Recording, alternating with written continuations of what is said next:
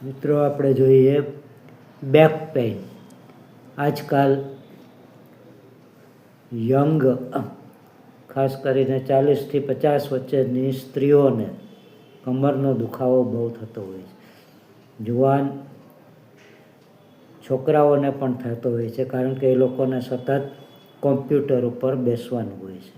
તો એના માટેના ઉપાયો: પેલું, આખા મગને શેકી તેનો લોટ બનાવી તેમાં પ્રમાણસર ઘી અને સાકર અથવા ગોળ નાખી 20 ગ્રામનો એક એવા લાડુ બનાવી રોજ એક લાડુ ખાવો.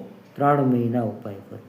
અથવા 50 ગ્રામ ઘઉં રાત્રે પલાળી સવારેમાં 25 ગ્રામ ધાણા, 25 ગ્રામ ખસખસ નાખી સાથે વાટી ને માવો બનાવો.